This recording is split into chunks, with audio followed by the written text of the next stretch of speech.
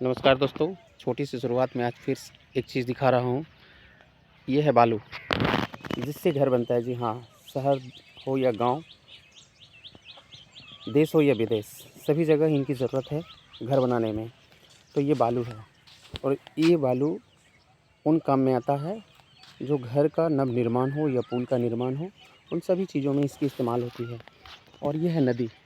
इन नदियों से बालू निकाली जाती है और शहरों तक या गाँवों तक पहुँचाई जाती है, जिससे लोगों की जीविकाएं चलती है।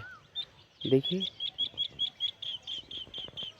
लोग अपने घर को ले जा रहे हैं घर बनाने के लिए।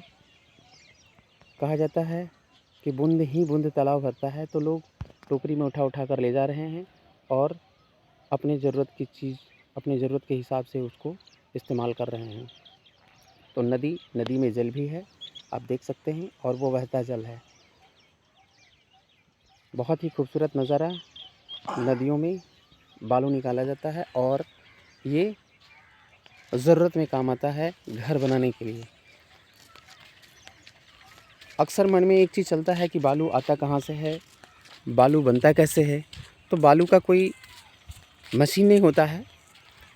बालू ये बरसात के जल पहाड़ों में जब गिरता है और झरनों में गिरता है, तो वो पहाड़ों को जितना पानी की धार उस पे गिरता है, उतना ही पहाड़ का टुकड़ा होते जाता है और वो पहाड़ का टुकड़ा पत्थर में कन्वर्ट हो जाता है और वो पत्थर फिर छोटे छोटे कण में बदल जाते हैं।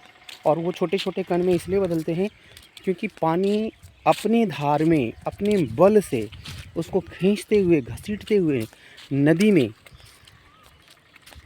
बहा कर ले आती है और उससे वो रेत बन जाती है, जिससे हम बालू कहते हैं। और बालू वो बहुत तरह के छोटे छोटे कण में विभाजित हो जाता है, जो मकान, बिल्डिंग, घर या कोई भी बालू के द्वारा तैयार किए जाने वाले चीज़ों में इस्तेमाल होता है।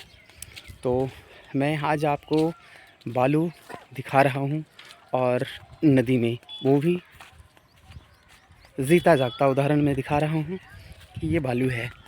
और आप पास में देख रहे हैं भट्ठा। भट्ठा क्या? भट्ठा वो है जिससे ईंट तैयार किया जाता है और ईंट को पकाया जाता है। जी हाँ, ये मिट्टी और बालू को मिला कर के ईंट तैयार किया जाता है और उन ईंटों से घर, बिल्डिंग इत्यादि चीज़ को बनाया जाता है।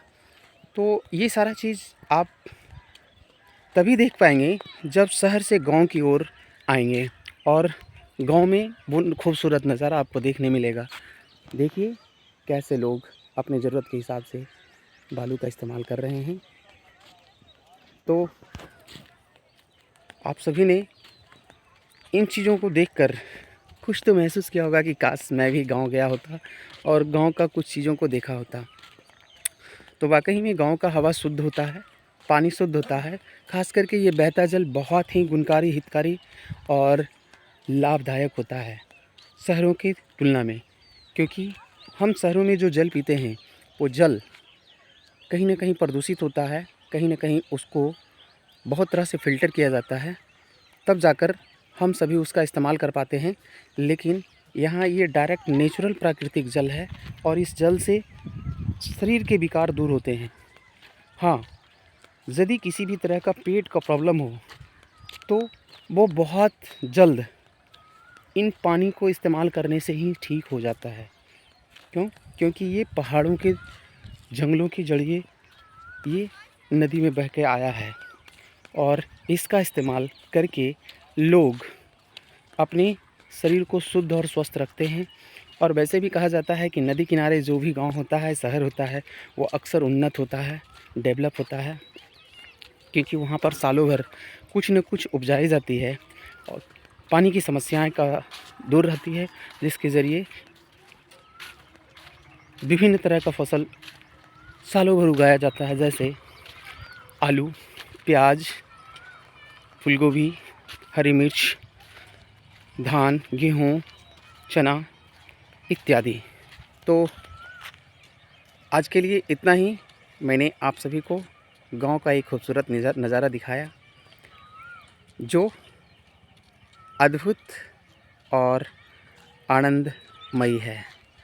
और ख़ासकर बालू, देखिए बच्चों कैसे किस तरह से बालू को कोदाल से कोड़ रहे हैं, निकाल रहे हैं और अपनी ज़रूरत को पूरा करने के लिए एक जगह एकत्रित कर रहे हैं। तो चलते हैं, फिर हम नेक्स्ट वीडियो में मिलेंगे इस छोटी सी शुरुआत में। अगर ये वीडियो पसंद आए तो लाइक, सब्सक्राइब और शेयर ज़रूर कीजिएगा। Thank you.